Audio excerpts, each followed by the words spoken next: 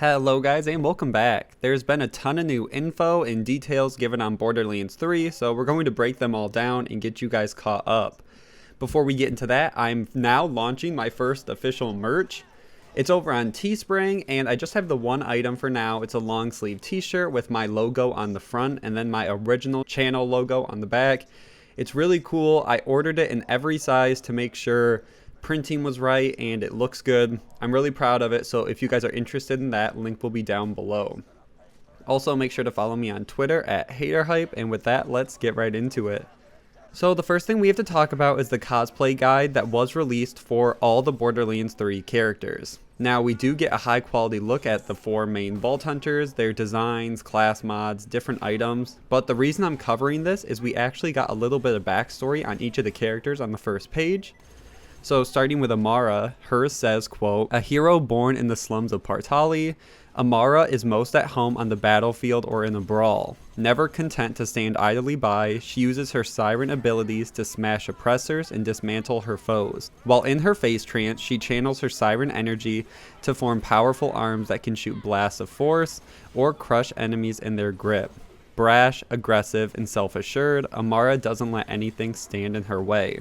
So we have not heard about Partali before, so this is a new planet, never been mentioned. It's Amara's homeworld. Next is Zane, who says, quote, "Zane Flint, brother of the infamous bandits, Captain and Baron Flint, has been around the galactic block more than a few times. Over the years, he's worked for, against, and along with every major corporation conducting espionage and assassinations for the highest bidder. With cutting-edge technology and decades of mercenary experience, Zane uses his Sentinel drone and other gadgets to disorient, disrupt, and destroy his targets." After that is Mose, which says, quote, "Once a soldier in the Vladolf Army Ursa Corps, Mose left their service to pursue her own mercenary interests and hunt for the vaults. When the going gets tough, she can use her Digistruct pack to summon her heavy mech Iron Bear and face down an army without flinching, using powerful mounted weapons to mow the opposition down. A veteran of wars from across the 6 galaxies, Mose and the Iron Bear are a force to be reckoned with." And then we get Flak, which says, quote, "An emergent AI driven in an ongoing quest for self-discovery, Flak wanders from world to world accompanied by beasts. While they feel a connection with the primal wisdom of animals, the social constructs of humans are strange to them. On their endless hunt, Flak's loyal Skag, Spider-Ant, and Jabber companions help them track and claim their quarry, be it human, vault monster, or anything in between." So as I said, most of this information was known or at least speculated, but there are some new things we haven't heard about before, but we'll just keep moving on and hopefully we get more information before the release. Next, there was an interview through Games Radar where they interviewed the co-writer of Borderlands 3, Sam Winkler. And when asked about the dialogue in-game, Sam had this to say, quote, "We're never going to be that deep RPG with branches of dialogue or anything like that." He goes on saying they have been trying to find the balance in Borderlands 3 between the player characters to be participants and wanting the Vault Hunters to feel like actual characters that are reacting, rather than just plain adventurers.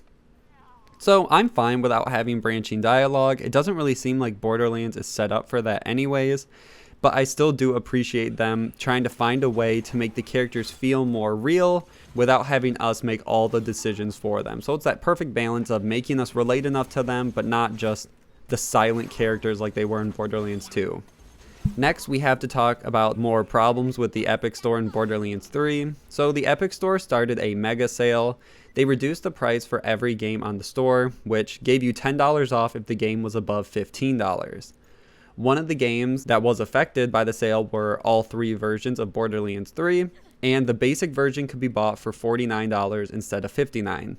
The CEO of Gearbox Software, Randy Pitchford, even posted in a now deleted tweet saying, quote, "Save $10 on Borderlands 3.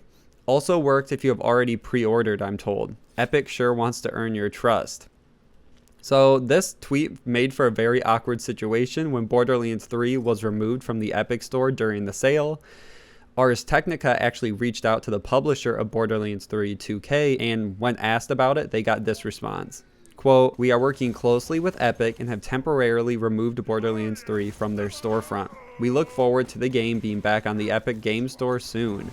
Games bought during their mega sale will be honored at that price." Once again, this is just such poor planning and lack of professionalism on Epic's end and on 2K's end. But I wouldn't even just blame the Epic Store. There has to be some miscommunication between 2K and Gearbox. Early on, Randy Pitchford said the decision was all on 2K. So now when Randy's trying to promote this sale, get Borderlands 3 out there, 2K pulling it without really telling Gearbox anything. I just hope everything gets sorted out and that the store genuinely does get better before the release of Borderlands 3. And that they can stop finding themselves in all these awful situations that just make them look worse and worse.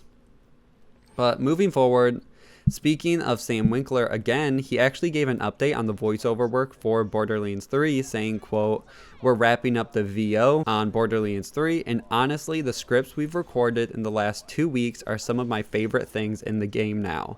Our cast is ridiculously talented." This is great news that the voiceover is finishing. We know that they were really amping up a lot of the sounds in game and still grinding to get as much as they could. So them finishing the script is really great news and great progress for this game moving forward. Then the Borderlands Twitter posted a cool tweet with a new Hyperion weapon that said, quote, "There are over 1 billion guns in Borderlands 3, let's list them all. Like other Hyperion weapons, the synergized power play gets more accurate the longer you fire." Then we get a video posted along with that. And one thing I'll mention is, I guess I just never thought about that the Hyperion guns will actually have a shield capacity for the shield they can put up when you aim down sights, so it can run out. And in the clip, it even says that the shield damage can reflect bullets. So then we cut later in the clip and we see the gun actually in use. We get our first look at the new shooting range in Borderlands 3 with moving targets, and should actually give us a better way to test weapons. We see when the camera moves, there's a timer and target counter as well. So just more depth, more ways for you to actually interact than just shooting at a stagnant target that's pretty boring. Another smaller piece of info comes from the Twitter account Blue Burning Rose, who said, quote, "Looks like Amara's phase clone actually shares the head you have equipped. It appears that the Siren in the GR trailer has the Siren head CS equipped. The head you can briefly see in the gameplay reveal livestream itself.